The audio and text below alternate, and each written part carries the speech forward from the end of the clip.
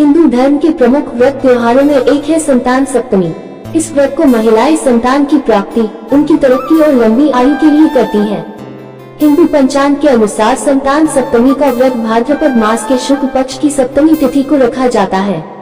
इस साल यह व्रत 22 सितंबर 2023 शुक्रवार को रखा जाएगा।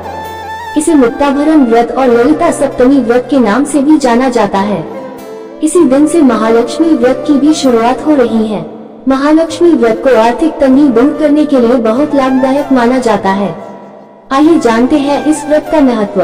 संतान सप्तमी तिथि और मुहूर्त। ये व्रत हर वर्ष भाद्रपद महीने की शुक्ल पक्ष के सप्तमी तिथि के दिन रखा जाता है। इस साल सप्तमी तिथि 22 सितंबर को पड़ रही है। भाद्रपद महीने की शुक्ल पक्ष की सप्तमी तिथि 21 सितंबर को दोपहर 2:14 बजे शुरू होकर 22 सितंबर 2023 को दोपहर 1:35 बजे खत्म होगी।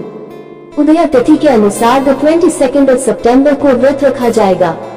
ब्रह्म मुहूर्त सुबह 4:35 से सुबह 5:22 तक। अभिजित मुहूर्त सुबह 11:49 से दोपहर 12:38 तक। अमृत काल सुबह 6:47 से सुबह 8:23 तक। संतान सप्तमी व्रत का महत्व। संतान सप्तमी व्रत संतान और उसकी मंगल कामना के लिए रखा जाता है। इस व्रत में भगवान शंकर और माता पार्वती की विधिवत पूजा की जाती है। इस व्रत को स्त्री व पुरुष दोनों ही रख सकते हैं। संतान सप्तमी के दिन भगवान सूर्य की भी पूजा की जाती है। संतान की सुख समृद्धि के लिए इस व्रत को सबसे उत्तम माना जाता है। मान्यता है कि इस दिन का व्रत करने से संतान की प्राप्ति होती है, संतान दीर्घायु होती है और उनके सभी दुखों का नाश होता है। संतान सप्तमी व्रत पूजा विधि। संतान सप्तमी व्रत पूजा विधि। भाद्रपद शुक्ल पक्ष की सप्तमी के दिन प्रातः जल्दी उठकर स्नान कर माता पिता संतान प्राप्ति के लिए अथवा उनके उज्जवल भविष्य के लिए इस व्रत का प्रारंभ करते हैं। यह व्रत की पूजा दोपहर तक पूरी कर ली जाए तो अच्छा माना जाता है। प्रातः स्नान कर स्वच्छ कपड़े पहनकर विष्णु शिव पार्वती की पूजा की जाती है। दोपहर के वक्त चौक बनाकर उस पर भगवान शिव पार्वती की प्रतिमा रखी जाती है। उस प्रतिमा का स्नान कराकर चंदन का लेप लगाया जाता है।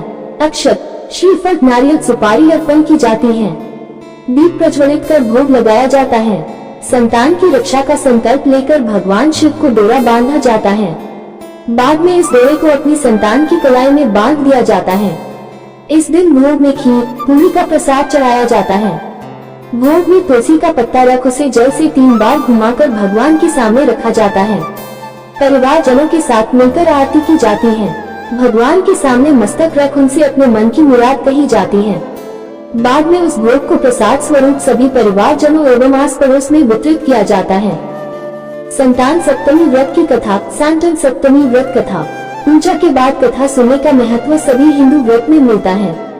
संतान सप्तमी व्रत की कथा पति पत्नी साथ मिलकर सुने तो अधिक प्रभावशाली माना जाता है। इस व्रत का उल्लेख श्री कृष्ण ने युधिष्ठिर के सामने किया था। उन्होंने बताया ये व्रत करने का महत्व योनिश ऋषि ने उनके माता पिता देवकी वसुदेव को बताया था। माता देवकी के पुत्रों को कंस ने मार दिया था, जिस कारण माता पिता के जीवन पर संतान शोक का भार था, जिससे उभरने के लिए उन्हें संतान सप्तमी व्रत करने कहा गया। योनिश ऋषि द्वारा संतान सप्तमी की व्रत कथा। अयोध्या का राजा था नहुष, उसकी पत्नी का नाम चंद्रमुखी था। चंद्रमुखी की एक सहेली थी जिसका नाम रूपमती थी। वो नगर के ब्राह्मण की पत्नी थी। दोनों ही सखियों में बहुत प्रेम था। एक बार वे दोनों सरी नदी के तट पर स्नान करने गयी। वहाँ बहुत सी स्त्रियां संतान सप्तमी का व्रत कर रही थी।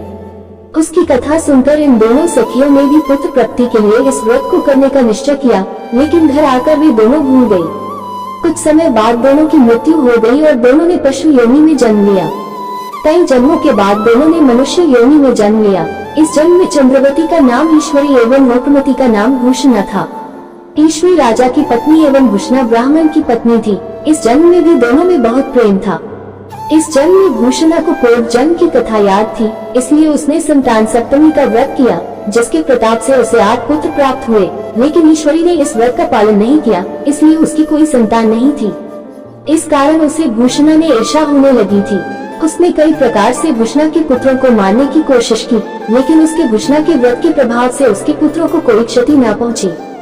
थक हार कर ईश्वरी ने अपनी ईर्ष्या एवं अपने कृत्य के बारे में भूषणा से कहा और क्षमा भी मांगी। तब भूषणा ने उसे पूर्वजन्म की बात याद दिलाई और संतान सप्तमी के व्रत को करने की सलाह दी।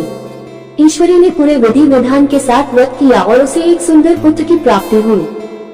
इस प्रकार संतान सप्तमी के व्रत का महत्व जानकर सभी मनुष्य पुत्र प्राप्ति एवं उनकी सुरक्षा के उद्देश्य से इस व्रत का पालन करते हैं।